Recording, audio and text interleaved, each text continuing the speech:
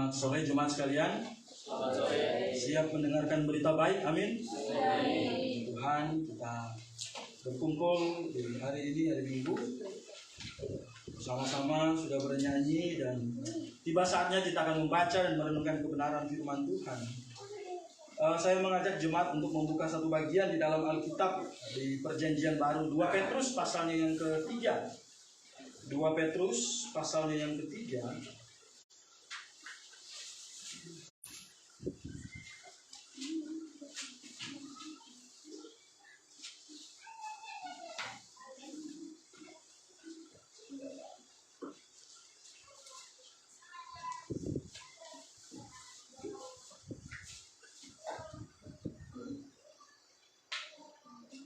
2 Petrus pasalnya yang ketiga. Kita akan baca 2 ayat saja, ayat 17 dan ayat yang ke-18. 2 Petrus pasalnya yang ketiga. Kita akan baca ayat 17 dan ayat yang ke-18 dan saya mohon partisipasi dari jemaat sekalian untuk kita sama-sama membaca 2 ayat ini secara bersama-sama. Ayat 17 dan ayat yang ke-18. 2 Petrus pasalnya yang ketiga, ayat 17 dan ayat 18. Kita mulai pada hitungan ketiga. 1, 2, 3. Tetapi kamu saudara-saudaraku yang kekasih, kamu telah mengetahui hal ini sebelumnya. Karena itu waspadalah supaya kamu jangan tersesat ke dalam kesesatan orang yang tidak mengenal hukum, dan jangan kehilangan peganganmu yang teguh. Tetapi bertumbuhlah dalam kasih karunia dan dalam pengenalan akan Tuhan dan Juru Selamat kita, Yesus Kristus. Baginya kemuliaan sekarang dan sampai selama-lamanya. Bapa di surga, kami sudah membaca 2 ayat dalam kitab 2 Petrus. Dan kami akan renungkan bersama-sama ya. Tuhan kiranya berkati kami agar hati kami benar-benar siap untuk dididik dan diajar oleh kebenaran firman-Mu. Terima kasih di dalam nama Tuhan Yesus kami berdoa dan mengucap syukur. Amin. Bapak, Ibu, saudara-saudari kasih dalam Tuhan kita Yesus Kristus. Jadi bagian terakhir dari kitab 2 Petrus ini, penulis kitab yaitu Rasul Petrus sendiri mengajak kita, memberikan peringatan sekaligus mengajak. Dan ajakan ini sangat penting. Di dalam ayat 17 dikatakan, saudaraku yang kekasih, kamu telah mengetahui hal ini sebelumnya. Hal ini apa sebenarnya? Hal ini adalah hal-hal yang sudah dibicarakan di dalam pasal-pasal sebelumnya. Dan yang paling dekat dengan itu, di dalam pasalnya yang kedua adalah tentang guru-guru palsu dan nabi-nabi palsu. Katanya, hal ini kamu telah mengetahui hal ini sebelumnya, karena itu waspadalah supaya kamu jangan terseret ke dalam kesesatan orang-orang yang tidak mengenal hukum di situ. Dan jangan kehilangan peganganmu yang teguh. Jadi di sini dalam hal ini penulis kitab Rasul Petrus memberikan satu peringatan kepada kita, waspada supaya jangan terseret ke dalam kesesatan orang-orang yang tidak mengenal hukum. Karena tidak mengenal hukum, jadi kata anomia, artinya tidak paham akan hukum. Di dalam Alkitab, hukum selalu dikaitkan dengan kebenaran firman Tuhan. Hukum selalu dikaitkan dengan dengan tulisan-tulisan suci atau grafe.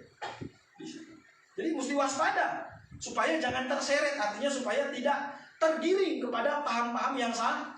Kepada paham-paham yang salah, katanya di sini. Bahkan Alkitab kasih tahu tentang kesesatan.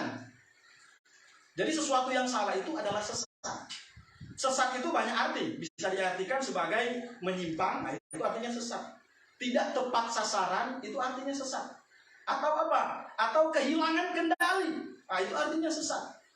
Banyak orang Kristen sekarang anti kata sesat. Karena bagi mereka yang sesat itu hanya yang di luar Kristen. Oh, tunggu dulu. Nah, kalau kita mau baca di dalam 2 Petrus pasalnya yang kedua, nabi-nabi palsu dan guru-guru palsu ini itu ada di dalam tengah-tengah jemaat, bayangkan. Ini bukan orang lain. Ini adalah oknum-oknum yang mengajar, naik di atas mimbar, Kemudian mereka benar-benar hadir di tengah-tengah orang percaya. Jadi kalau ada orang beranggapan bahwa yang sesat itu yang di luar Kristen saja, itu terlalu cepat ambil kesimpulan.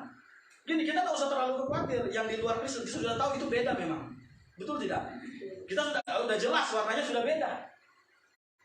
Yang paling berbahaya adalah ketika dia masuk di tengah-tengah kita. Kemudian nanti kita mau lihat di dalam Alkitab. Nanti kita baca dalam Markus pasal yang bukan di Markus, di dalam Matius pasalnya yang ke-7 nanti katanya seperti serigala yang berburu domba. Serigala, bayangin ya, di tengah-tengah domba yang begitu banyak, kemudian ternyata di tengah-tengahnya ada serigala. Kaget atau tidak? Ya pasti kaget, gitu.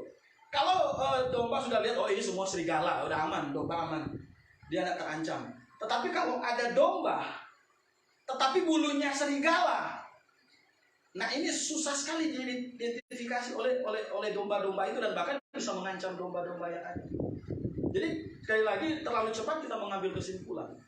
Kalau kesesatan itu hanya di luar Kristen, Iblis punya otak yang pintar sekali. Kenapa? Karena dia mantan malaikat yang super hebat, malaikat yang punya posisi yang luar biasa. Kemudian akhirnya dia jatuh ke dalam dosa, banyak hal dia tahu.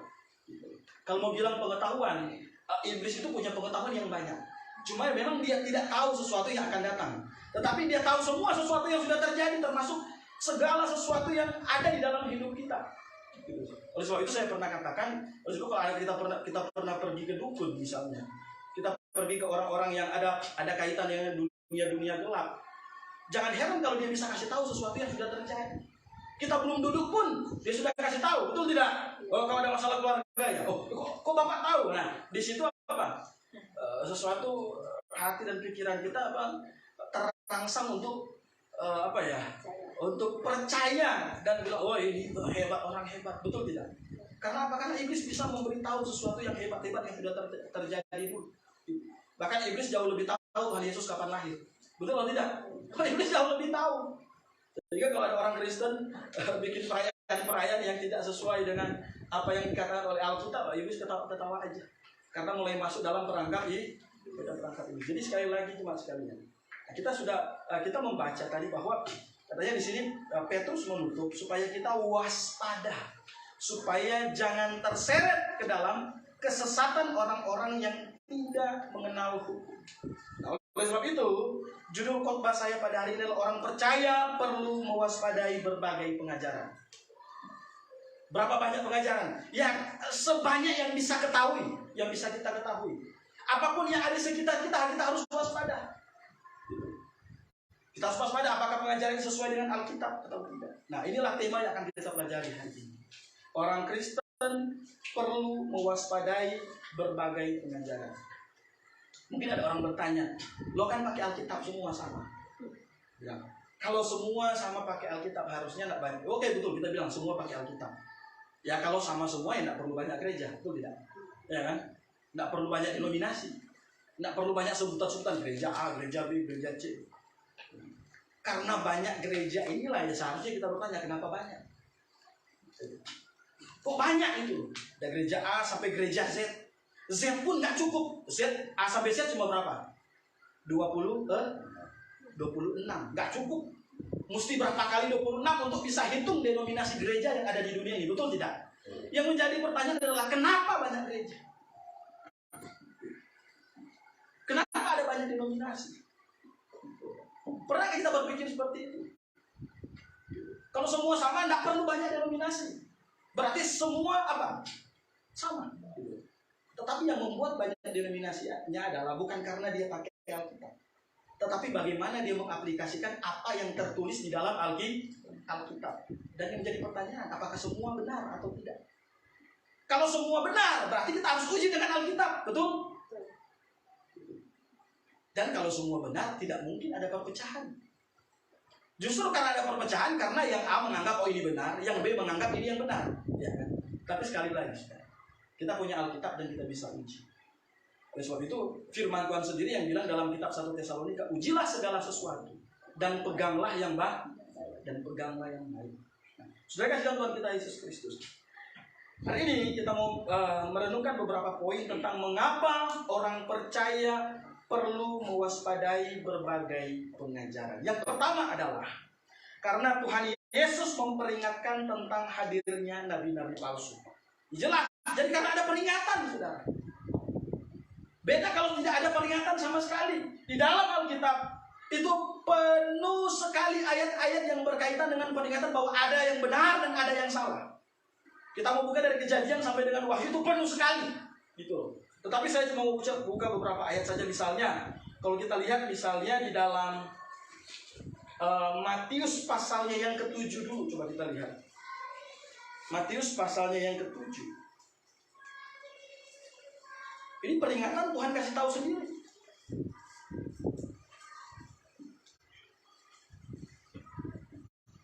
Matius pasalnya yang ke-7.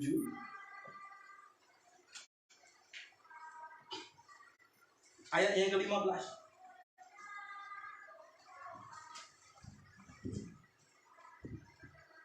Saya sudah sedikit singgung tadi ayat ini. Matius pasalnya yang ke-7 ayat 15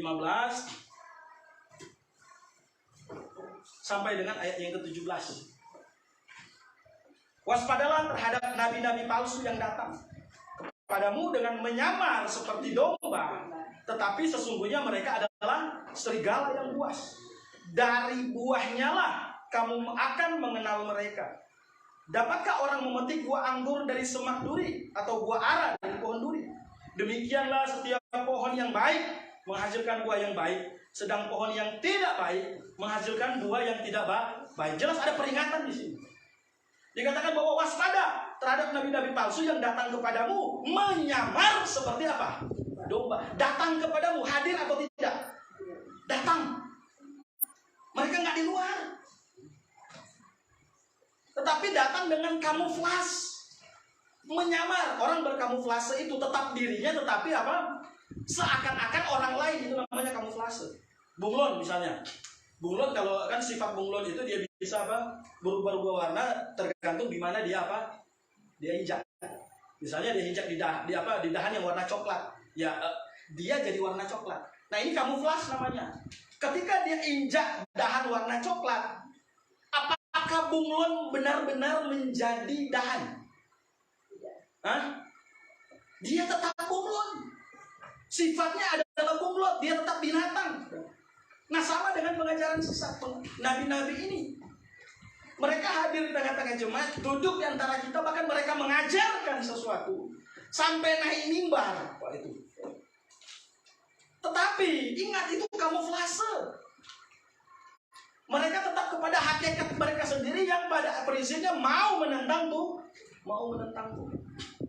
Soalnya kalau iblis cuma pakai bendera yang beda untuk hancurin kekristenan, itu sudah terlalu apa?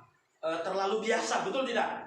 Kan dari dulu kan begitu, pakai pedang, pakai apalah, pakai macam-macam dan seterusnya. Tetapi iblis punya kecanggihan sekarang. Dia pakai orang-orang tertentu yang mau diperdaya, kemudian hadir di dalam jemaat, di dalam kekristenan, kemudian apa? Mulai menyemburkan angin-angin pengajaran yang tidak sesuai dengan Alkitab. Kemudian ayat 16 dikatakan, dari buahnya lah kamu akan mengenal mereka. Nanti orang bilang, oh ini buahnya banyak. Oh, buah di sini bukan masalah banyak. Tuhan tidak bicara tentang buah yang banyak. Yang Tuhan bicara di sini tentang apa? Kualitas dari buah. Oleh sebab bilang, yang baik akan menghasilkan yang baik. Tidak bicara tentang yang banyak. Kan orang suka tafsirkan yang banyak, sehingga katanya yang banyak-banyak itu yang benar. Tuhan sedang bicara tentang kualitas dari buah itu. Oleh sebab itu, dapatkah orang memetik anggur dari semak duri atau buah ara dari rumput duri? Ya anggur, hasilkan anggur. Jadi tidak bicara tentang jumlah, tidak bicara tentang berapa banyak, berapa besar. Sekali lagi di sini Alkitab sedang bicara tentang kualitas dari buah itu yang baik. Yang baik bukan dari yang banyak. Karena kita bilang dari yang baik kan, bukan dari yang banyak. Jadi sudah kasih Tuhan kita Yesus Kristus. Jadi Tuhan Yesus sendiri memperingatkan kepada kita adanya kepalsuan. Kenapa ada palsu? Tujuan palsu untuk apa dulu? Barang palsu itu untuk apa? Meniru, betul tidak? Niru kan? Meniru yang apa? Asli. asli. Supaya orang percaya ini seakan-akan asli, dia akan buat mirip sangat seperti asli. Kota Bandung terkenal dengan apa? Kota sejuta barang KW, ya kan? Kota Bandung, apa? Dulu waktu Pastor Mike Wasser datang ke sini yang suka bikin acara basket yang dari Amerika, dia kan waktu bawa anaknya dan anak teman gembalanya di Amerika. Jalan-jalan kita Cihampelas, jalan-jalan Cihampelas. Waktu itu jalan-jalan Cihampelas, dapatlah toko sepatu. Nah, ini anak-anak kan dari Amerika suka main basket. Datang dia ke toko sepatu yang di pinggir jalan ya Cihampelas itu ada apa sepatu-sepatu basket ya. Sepatu-sepatu basket mereka bingung harganya kok murah. Gitu kan. Misalnya kan sepatu basket kayak apalah macam-macam lah. 10 jutaan misalnya kan. Misalnya di Amerika seperti itu. Lu ke sini kok harganya 600.000, 700.000. Mike Wasser bapaknya udah tahu. Jadi Pastor Mike Wasser ini ketawa-ketawa aja. Jadi benar murah ya, di Indonesia enak ya murah-murah. Supaya pacu anaknya mau beli, mau kerjain anaknya. Sama apa ponakan? Bukan teman anaknya. Kemudian ya akhirnya dibeli. Karena sangat mirip dengan asli. Ada yang disebut KW Super. Pernah dengar KW Super ya? KW Premium. Kan KW juga kan ada tingkatan-tingkatannya kan? Ada KW Super. Yang memang hampir mirip, ringannya hampir sama dengan yang baru.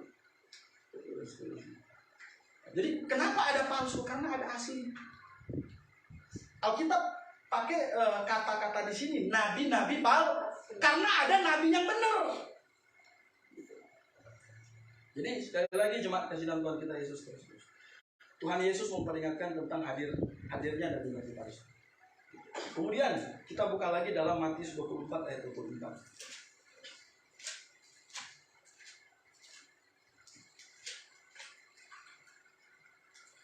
Matius 24 ayatnya yang ke-24. Ini ayat-ayat yang kalau orang Gerape, orang Gebia udah tahu lah ayat ini. Ayat yang sudah ada di apa? Kepala. Ayat 23 dan ayat 24. Pada waktu itu, jika orang berkata kepada kamu, lihat Mesias ada di sini atau Mesias ada di sana, jangan kamu percaya.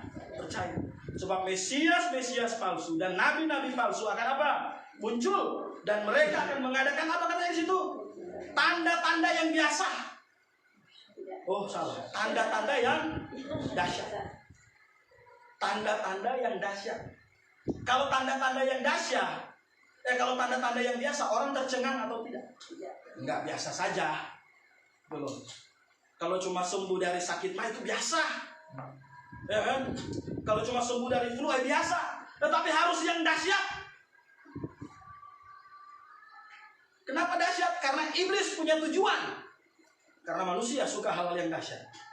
Ya, orang-orang suka hal yang dahsyat itu. Ketika ada berita gempar di mana orang kalau punya duit rasanya dia mau pergi ke sini. Dulu kan ada suka heboh-heboh penampakan betul tidak? Rasa-rasanya mau berangkat dari Bandung mau pergi ke lokasi penampakan kalau ada duit. Betul? Ada. Oh ada penampakan B. Oh kalau ada uang rasa-rasanya saya mau pergi lihat penampakan itu. Ada air mata air mata Oh kalau ada uang rasa-rasanya mau pergi apa lihat air mata Ada air mata B dan macam-macam. Harus sesuatu yang dahsyat untuk atau memancing orang, menarik orang masuk ke dalam yang dahsyat tapi salah ini. Karena dilakukan oleh siapa? Mesias palsu dan nabi-nabi palsu. Sekali lagi kalau cuma biasa ya orang akan tertarik. Gitu. Tidak akan tertarik. Ya misalnya saya kasih tahu deh, kalau orang-orang yang berkecimpung di bisnis pariwisata, ya kan? Yang dia pikirkan bagaimana membuat terobosan yang baru supaya orang nggak bosan. Kenapa tempat-tempat wisata yang lama itu jadi sepi? Kenapa? Ya karena begitu-begitu aja. Ya kan? Soalnya wahananya gitu-gitu aja. Kemudian dapat satu tempat wisata baru, Jatinangor Park. Ada kan Jatinangor Park baru dibuka ya. banyak spot-spot foto. Nah orang akan pergi ke situ gitu, cari sesuatu yang wah, yang heboh. Bermono, ya walaupun macam-macam, ya yang penting terus ke sana. Dulu yang ramai apa misalnya? Grand Asia Afrika di jalan raya Lembang, di seberangnya apa? Seberangnya farmhouse. Ya dulu ramai. Ya sekarang mulai sepi lagi, kenapa? Karena banyak yang baru, yang wah, yang buka. Yang dulu Grand Asia Afrika ya kelihatan wah gitu loh. Ya. Sekarang orang lihat ya gitu-gitu aja, tiketnya mahal, wahananya gitu-gitu aja. Nah, iblis juga begitu, sifatnya progresif. Dia itu pintar, berpikir untuk bagaimana mengeluarkan sesuatu yang supaya orang itu bisa tertipu. Nah, saudara kasih dalam Tuhan kita Yesus Kristus. Jadi Tuhan Yesus sudah memperingatkan kepada kita tentang adanya kepalsuan. Jadi kalau ada palsu, kemudian ada yang asli, ya kita harusnya cari yang asli. Betul atau tidak? Amin. Jangan cari yang palsu. Apalagi yang asli ini, ya kita nggak perlu, kita cukup hati kita untuk mendapatkan yang asli. Kemudian yang kedua adalah, mengapa orang percaya perlu mewaspadai berbagai pengajaran? Yang kedua adalah karena Tuhan Yesus menghendaki kemurnian pengajaran. Tuhan itu sangat senang dengan yang namanya kemurnian, murni, sesuatu yang tak bercacat celah. Ketika ada pengajaran yang palsu, berarti sudah tidak murni lagi. Betul? Orang isi bensin, kenapa kita mesti wanti-wanti isi bensin di apa? Tempat pengisian bensin yang yang di botol-botol itu. Ya bisa saja dia apa? Kita nggak bilang semua, bisa saja ada oknum-oknum tertentu yang curang, betul tidak? Namanya orang mau cari untung. Ya, orang cari untung, dia perbanyak, ya kan? Modal berapa, kemudian belinya dapat berapa liter, supaya jadi tambah sedikit liternya, ya dia campur-campur sedikit. Dan akhirnya yang rusak kendaraan kita. Nah, Tuhan mau kemurnian. Artinya sesuatu yang benar-benar murni. Yang murni itu dari apa? Dari Alkitab. Dari apa prinsip-prinsip yang Alkitab mau ajarkan kepada kita tentu dengan disiplin-disiplin penafsiran yang benar. Sekarang banyak orang mau belajar, mau mengajar Alkitab, tetapi tidak mengerti disiplin-disiplin penafsiran yang benar. Oleh sebab itu, comot ayat ini, comot ayat itu, kemudian dipakai sebagai jimat-jimat dan seterusnya. Tuhan sangat mau kemurnian. Coba kita perhatikan, ada banyak sekali ayat di dalam Alkitab. Bagaimana Tuhan menginginkan kemurnian termasuk pengajaran. Misalnya, coba kita lihat di dalam Matius pasalnya yang ke-16 ayat yang ke-12.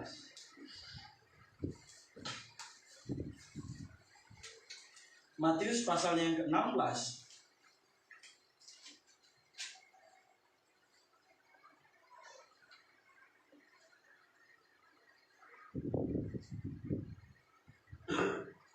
ayat yang ke-12, di situ firman Tuhan tertulis, ketika itu barulah mereka mengerti bahwa bukan maksudnya supaya mereka waspada terhadap ragi roti, melainkan terhadap ajaran orang Farisi dan Saduki. Ini Tuhan Yesus lagi sama murid-muridnya, kemudian Tuhan bicara tentang banyak hal. Dan kalau kita perhatikan, kenapa Tuhan Yesus sampai ngomong gitu? Karena begini, waktu Tuhan bicara di dalam ayatnya yang ke-6, Yesus berkata kepada mereka, berjaga-jagalah, waspadalah terhadap ragi orang Farisi dan Saduki. Ayat 7, maka mereka berpikir bahwa seorang berkata kepada yang lain, ini dikatakannya karena kita tidak membawa roti. Padahal yang dimaksudkan ragi di sini adalah pengajaran sesat dari orang Farisi dan Saduki. Nah, yang ditangkap oleh murid-murid ini adalah apa? Roti yang jasmani-jasmani itu, padahal tentang pengajaran mesti waspada, pengajaran orang Farisi dan Saduki. Dua-duanya nggak benar. Artinya apa? Tuhan mau tentang kemurnian. Pengajaran orang Farisi dan Saduki pada masa itu ya tentu sudah banyak tercampur dengan apa? Dengan tradisi-tradisi yang tidak ada di dalam Alkitab. Banyak sekali berubah. Kalau seandainya Judaisme tidak berubah pada waktu itu, harusnya mereka memahami bahwa Mesias yang ada, Yesus yang ada depan mereka adalah benar-benar Mesias yang dijanjikan. Penolakan itu terjadi salah satunya karena apa ya? Karena itu Judaisme hari itu ya sudah banyak menyimpang gitu. Sehingga Tuhan kejam. Apa yang kamu ajarkan adalah apa katanya? Ajaran manusia.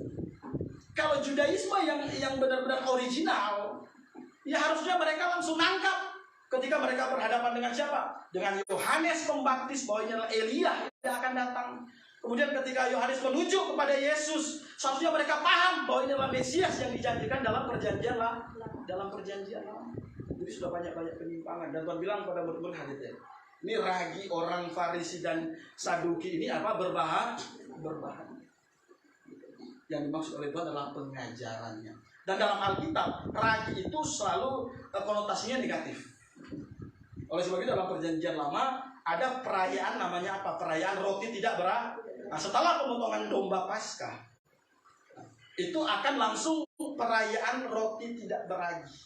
Artinya apa? Ketika orang itu adalah simbol dari keselamatan sebenarnya. Setiap orang yang mengaku bertobat dan percaya kepada lambang dari domba ini, yaitu Yesus Kristus, dia sudah dikuduskan satu kali. Jadi nggak boleh ada ragi. Ragi itu adalah tipologi dari dosa, tipologi dari ketidakbenaran. Nah, coba kita misalnya coba kita buka di dalam 1 Korintus 5, bicara tentang ragi. 1 Korintus pasalnya yang kelima.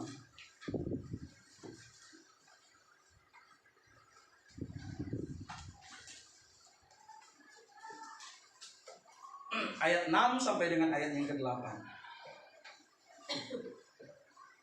1 Korintus pasalnya yang kelima, ayat 6 sampai dengan ayat yang ke-8. Kemegahanmu tidak baik. Tidak tahukah kamu bahwa sedikit ragi, katanya apa? Mengkhamiri seluruh adonan. Buanglah ragi yang lama supaya kamu menjadi adonan yang baru.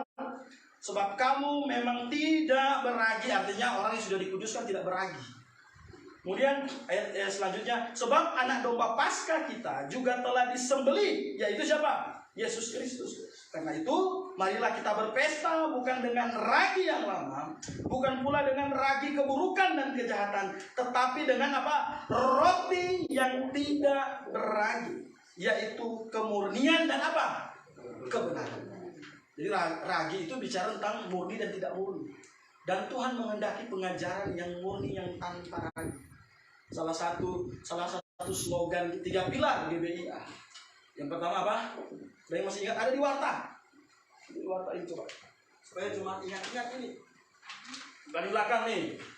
3 pilar jemaat. Yang pertama apa? Doktrin yang Alkitabiah. Yang kedua, moral yang paling tinggi. Yang terakhir apa? Motivasi yang paling murni. Kita mau tentang kemurnian. Sebenarnya tidak hanya bicara tentang motivasi, termasuk tentang pengajaran yang murni. Karena Tuhan mau pengajaran yang murni. Kalau pengajaran itu disimpangkan atau dicampur-campur, maka menghasilkan apa? Ketidakbenaran. Contohnya apa? Ada yang masih ingat contoh di dalam Alkitab? Contohnya jemaat Galatia. Jemaat Galatia apa yang terjadi di situ? Mereka cuma tambahkan iman dengan sunat. Jadi ada pengajar palsu masuk ke dalam jemaat Galatia, kemudian mengajarkan, oh iman nggak cukup untuk keselamatan, harus iman plus apa? Sunat dan hukum Taurat. Dan hukum Taurat kalau nggak lakukan itu nggak selamat. Nah itu lagi. Yang Tuhan tuntut apalah? Iman yang murni, pengajaran yang murni. Dan Paulus kecam katanya, celakalah orang-orang yang membawa ketidakmurnian di dalam jemaat. Celaka. Dan itu disinggung oleh Rasul Paulus. Coba kita buka misalnya Galatia 5. Ayat yang ke-5 sampai 9 sampai 11. Galatia pasal yang ke-5.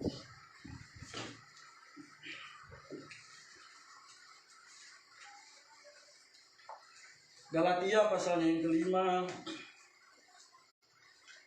ayat 9 sampai dengan ayat yang ke-11. Sedikit ragi sudah mengkhamirkan seluruh adonan. Dalam Tuhan aku yakin tentang kamu, bahwa kamu tidak mempunyai pendirian lain daripada pendirian ini.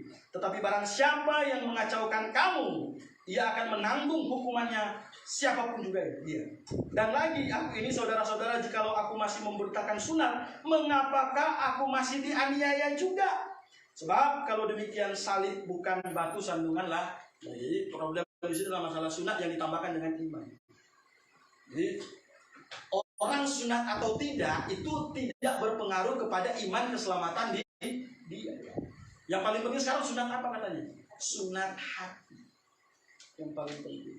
Arti hati kita yang mesti dibersihkan, bertobat dan percaya kepada Tuhan Yesus sebagai Tuhan dan Juru Selamat. Sebagai Tuhan dan Juru Selamat. Kalau sunat itu adalah kunci keselamatan, harus ditambah dengan iman, maka akan kembali kepada masa hukum Taurat. Dan akan kacau. Karena di kampung saya kalau disunat itu disebut sebagai orang Islam. Saya bilang orang tua saya, Pak saya mau sunat waktu mahasiswa dulu. Bapak saya bingung, wah kok masuk Islam kamu? Gitu. Tetapi ada suku-suku yang harus disunat, betul tidak? Mau dia Kristen atau Islam, harus disunat. Jadi bukan sunat jasmaninya yang apa? Yang paling penting. Yang paling penting adalah sunat hati. Jadi Tuhan menginginkan apa? Kemurnian pengajaran. Bayangkan pengajaran sesat cuma tambah nggak apa-apa kok cuma tambah sunat, cuma tambah ini, cuma tambah itu, tapi Tuhan bilang nggak bisa. Keselamatan itu penting. Keselamatan adalah dari Tuhan dan syarat untuk keselamatan adalah apa? Iman. Tidak boleh ditambah dan tidak boleh dikurangi. Itu harga mati. Jadi saudara kasih dalam Tuhan kita Yesus Kristus, betapa pentingnya kemurnian itu. Matius pasal yang ke-13 ayat 33. Oh ini ayat yang sering kita ulang juga. Bahwa hal kerajaan surga seumpama seorang katanya apa? Seorang perempuan yang apa? Campurkan rai ke dalam adonan dan mengkamiri seluruh adonan. Dan banyak ayat yang lain. Anda bisa buka juga dalam 1 Petrus 1 ayat 7. 1 Petrus 1 ayatnya yang ke-7. Maksud semuanya itu ialah untuk membuktikan kemurnian imanmu yang jauh lebih tinggi nilainya daripada emas yang fana, yang diuji kemurniannya dengan api sehingga kamu memperoleh puji-pujian dan kemuliaan dan kehormatan pada hari Yesus Kristus menyatakan di diri. Itu yang mau apa? Kemurnian imannya itu jangan sampai berubah, jangan campur ini campur itu. Jadi yang pertama Tuhan Yesus peringatkan tentang hadirnya nabi-nabi palsu. Yang kedua adalah Tuhan Yesus menghendaki kemurnian pengajaran atau doktrin. Kemudian yang ketiga adalah Tuhan Yesus menghendaki supaya kita tidak seperti dunia. Coba kita buka Roma 12 ayat 12. Nah ayat ini juga sudah sering, tapi saya ingin supaya kita baca lagi ayat ini, karena ayat ini penting.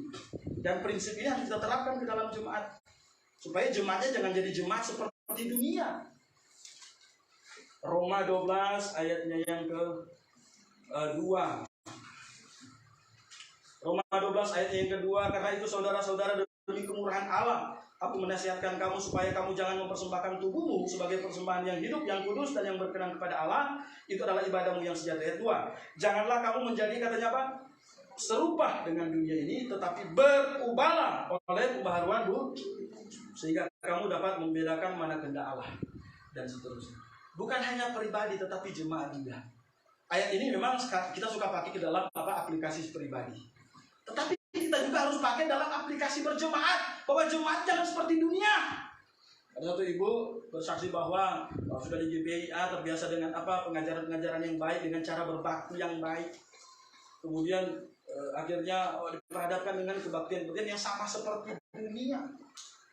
Tentu tidak nyaman. Kita tidak mau berbakti sama seperti orang dunia berkumpul, betul tidak? Ada orang yang bernyanyi ya kayak di konser. Ya konser. Ada konser dunia ya seperti band-band dunia, Coldplay yang kemudian lain-lain. Ya kalau dunia kita tidak bisa, di gereja kita tidak bisa terapkan seperti itu. Kita harus menjaga prinsip yang sopan dan teratur. Karena apa? Kita datang berbakti untuk Tuhan. Jadi kita tidak boleh, gereja kita adalah gereja yang pada prinsipnya menseparasikan dengan prinsip dunia, cara bernyanyi kita, cara kita memuji Tuhan, cara kita macam-macam, supaya Tuhan senang akan kebaktian dan perkumpulan berjemaat. Betul atau tidak? Saya yakin kalau kita melakukan kebaktian seperti pesta pora, saya yakin Tuhan tidak akan senang. Karena Tuhan tidak suka dengan kekacauan. Kalau kita mau bicara pesta pora, itu tidak ada yang teratur. Namanya pesta pora. Betul? Ya kalau kita mau berbakti menyenangkan Tuhan, berarti kita harus melakukan sesuai dengan kehendak Tuhan. Tuhan itu senang dengan sopan dan teratur. Oleh sebab itu jangan kaget ketika dilihat nyanyinya berdiri, kemudian tidak ada loncat-loncat, tidak ada macam-macam. Oh ada orang mau coba bela diri apa? Oh ini kan kita mau apa katanya berekspresi untuk Tuhan. Apakah dengan loncat-loncat kemudian kita mengatakan berekspresi untuk Tuhan? Apa yang menjadi kehendak Tuhan itu belum tentu, apa yang menjadi kehendak manusia itu belum tentu sesuai dengan kemauan Tuhan. Tidak semua yang manusia mau itu sesuai dengan kemauan Tuhan. Sehingga kalau kita berbakti seperti jemaat ya kita benar-benar berpikir ini yang Tuhan mau atau tidak, Tuhan senang atau tidak. Salah satu panglima perang sama Usa kan kita sering kasih tahu, contohin Usa. Seorang panglima lagi dalam perjalanan tenteng-tenteng apa orang itu bangsa Israel, tabut perjanjian. Kemudian tabut perjanjiannya mau jatuh, si Usanya mau pegang. Maksud Usa baik atau tidak? Baik dong, jangan sampai tabut jatuh. Selain bicara tentang kehadiran Tuhan, itu mahal dari emas murni, dia nggak mau pecah. Usa pegang. Tapi masalahnya aturan Tuhan nggak boleh ada yang pegang itu. Akhirnya Usa apa? Yang bikin mati Usa siapa? Tuhan jahat ya? Tuhan nggak jahat. Karena apa yang Tuhan mau belum tentu dengan apa yang manusia mau. Oleh sebab itu ketika kita mau apa? Bicara tentang Tuhan ya harus yang Tuhan mau, bukan apa yang kita mau. Saudara kasih dalam Tuhan kita Yesus. Jadi Tuhan menghendaki kita untuk tidak ikut-ikutan dengan dunia. Oh kita harus ikut tren dunia. Oh kita jangan kalah dengan tren, justru itu. Ikut arus, masa kita mau ikut tren dunia? Nggak boleh. Kalau kita ikut tren dunia, kemudian akhirnya dunia menguasai kehidupan kerohanian kita dan kebaktian kita dan seterusnya, maka yang terjadi adalah kita sedang terseret oleh paham dunia. Seharusnya kita tetap berdiri pada firman Tuhan. Coba kita buka lagi satu ayat. 1 Yohanes 2 ayat 16. 1 Yohanes pasalnya yang kedua.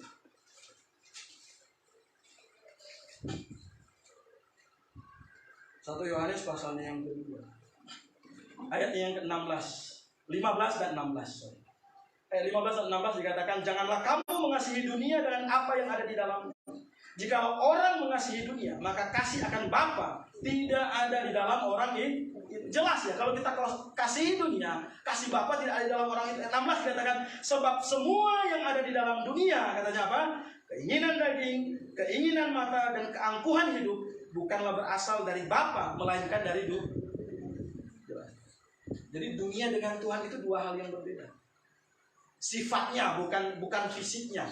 Ya kita masih tinggal di fisik dunia. Tetapi yang Tuhan kecam di sini adalah sifat yang duniawi yang bertentangan dengan sifat Tuhan, yang bertentangan dengan sifat Tuhan. Karena kan banyak orang bikin gereja untuk bisnis, untuk supaya bagaimana dia dapat banyak uang. Jadi perusahaannya mulai kolab. Akhirnya bagaimana berpikir dengan sisa uang ini supaya uang tetap jalan dan uang tetap banyak. Akhirnya jangan heran banyak pengusaha-pengusaha bikin gereja. Nggak semua pengusaha salah, tapi memang ada pengusaha-pengusaha yang sengaja bikin gereja untuk apa? Untuk membisniskan. Sehingga yang ada di dalamnya ya duniawi. Karena apa? Karena pada prinsipnya untuk cari uang, betul tidak? Kalau prinsipnya benar-benar untuk melayani itu, maka orientasinya akan berbeda, motivasinya akan berbeda. Mereka akan menekankan pengajaran. Mereka tidak akan bicara tentang kompromi-kompromi lagi. Karena gereja-gereja dunia itu penuh dengan kompromi. Oh pengecualian nggak apa-apalah. Cuma ini tidak berpengaruh untuk keselamatan. Tapi ingat, segala sesuatu yang kita lakukan tidak sesuai dengan kehendak Allah. Kitab Efesus pasalnya yang ke-5 bilang apa? Mendukakan Roh Kudus. Jadi yang pertama Tuhan Yesus memperingatkan hadirin dari palsu. Yang kedua Tuhan menghendaki kemurnian. Yang ketiga adalah Tuhan menghendaki supaya kita tidak ikut-ikutan dengan dunia. Dan yang terakhir adalah pengajaran yang salah dapat mengubah diri. Kalau kita dapat kepada pengajaran yang salah, maka itu akan berpengaruh kepada iman kita. Siapa bilang orang percaya tidak bisa berubah? Dalam Alkitab ada banyak orang percaya yang akhirnya berubah. Dan Alkitab benar-benar kasih contoh mentah-mentah. Ada juga orang yang bilang, oh nggak mungkin berubah, orang percaya bisa berubah. Karena Alkitab sudah kasih contoh, bisa berubah.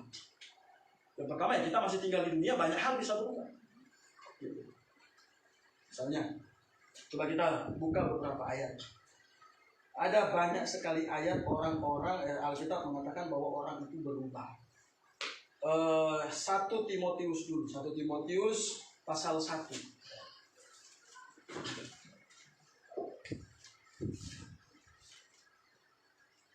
1 Timotius pasal 1.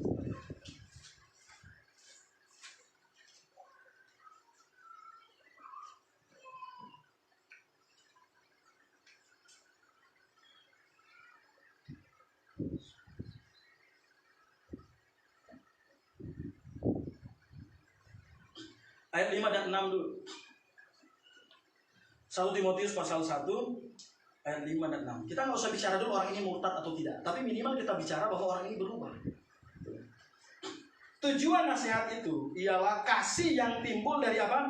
Hati yang suci dan hati nurani yang murni dan dari iman yang tulus ikhlas. Tetapi katanya apa?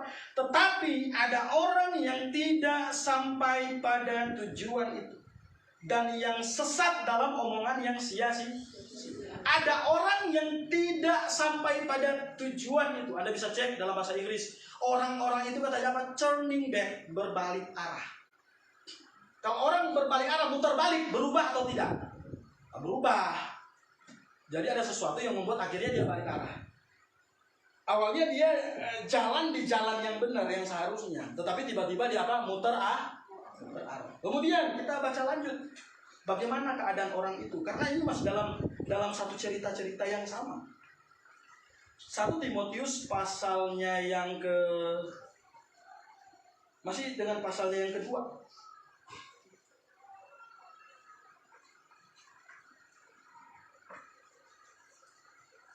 1 Timotius pasalnya yang kedua ayat 17.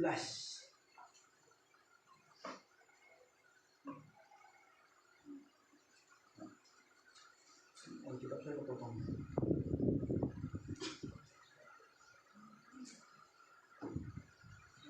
1 Timotius pasalnya yang kedua ayat 17 sampai dengan ayatnya yang ke-18. Bukan 1 Timotius pasal 2, sorry. Coba kita lihat dulu 2 Timotius pasal 2. 2 Timotius pasal yang kedua. 2 Timotius pasalnya yang kedua ayat 17 sampai 18. Minta tolong penginjil Peter baca. Perkataan mereka menjalar seperti penyakit kanker. Di antara mereka termasuk Himeneus dan Filetus yang telah menyimpang dari kebenaran dengan mengajarkan bahwa kebangkitan kita telah berlangsung dan dengan demikian merusak iman sebagian orang. Jadi ada dua orang, Himeneus dan Filetus, yang perkataan mereka katanya menyimpang seperti kanker. Perkataan pengajaran mereka menyimpang. Artinya dulu benar, sekarang menyimpang. Jadi bisa berubah. Kemudian coba kita perhatikan di dalam 1 Timotius 1 tadi, 1 Timotius 1 ayat 19. Nah, Himeneus inilah nama Himeneus yang disebutkan di dalam 2 Timotius 2 tadi, ayat 19 dan ayat 20. 1 Timotius 1 ayatnya yang ke-19 dan ayat 20. Beberapa orang telah menolak hati nuraninya yang murni. Karena itu katanya apa? Kandaslah iman mereka. Di antaranya ada siapa? Himeneus dan Alexander. Himeneus ini akhirnya jadi pengajar sesat. Alkitab bilang kandaslah iman mereka. Kemudian di bagian lain Alkitab bilang ada Demas yang mencintai apa? Dunia ini. Paulus bilang dia bersedih karena Demas meninggalkan dia, karena Demas lebih mencintai dunia. Berubah. Jadi ada perubahan atau tidak? Ada perubahan. Jadi dengan pengajaran-pengajaran yang salah itu sekali lagi bisa mengubah iman seseorang. Dan puncak dari perubahan iman adalah kemurtadan. Bisa berpindah dari iman yang benar kepada iman yang sah, kepada iman. Jadi saudara kasih Tuhan kita Yesus Kristus, kita mesti waspada pada pengajaran-pengajaran itu. Kita nggak usah deh terlalu misalnya yang bisa yang sudah beda bendera kita sudah tahu itu sudah salah sudah beda bendera. Tapi yang mesti kita waspadai adalah yang masih pakai Alkitab justru. Dan akhirnya dia sama mengajarkan cara ini. Mimbar ini penting. Kenapa orang gereja nggak pernah ajak hamba Tuhan dari gereja lain untuk khotbah di mimbar? Karena kita punya prinsip separasi mimbar. Karena suara dari mimbar ini berpengaruh untuk saya dan Anda yang mendengarkan. Bayangkan kalau saya ajarkan sesuatu yang salah. Yang pertama Anda akan ke neraka. Dan saya punya tanggung jawab yang besar karena mengajarkan sesuatu yang salah. Oh, coba Pak Fili terus yang khotbah, atau Pak Peter terus yang khotbah, atau Pak Suento terus yang khotbah, Pak Stephen terus yang khotbah. Kenapa nggak ada orang lain? Karena kita mau menjaga mimbar ini murni dari kesesatan. Ada banyak gereja yang dulu baik, tapi sekarang menyimpang. Karena apa? Tidak menjaga mimbar.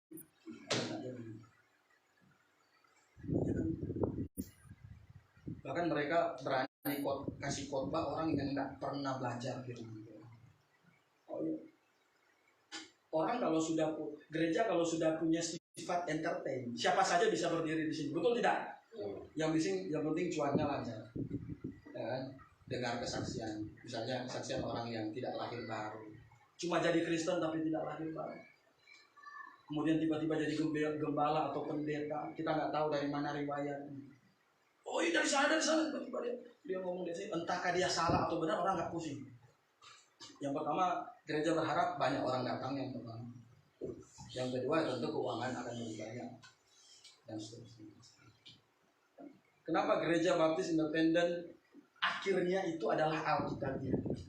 Karena kita mau gereja ini sifatnya seperti yang ada di dalam Alkitab. Amin. Kita mau waspada pada pengajaran-pengajaran sesat, harus waspada. Kalau kita tidak, kita akan terseret seperti yang dikatakan oleh Pak Petrus tadi. Jangan sampai kita terseret kepada pengajaran-pengajaran sesat. Mari kita berdoa. Bapa kami yang di dalam surga, kami bersyukur. Siang hari ini kami sama-sama sudah mendengarkan dan merenungkan nasihat-nasihat dari apa yang sudah tertulis di dalam peringatan keras bagi kami, supaya kami sungguh-sungguh mewaspadai pengajar-pengajar palsu, segala sesuatu yang bisa membawa perubahan iman semakin tidak baik dalam kehidupan kami.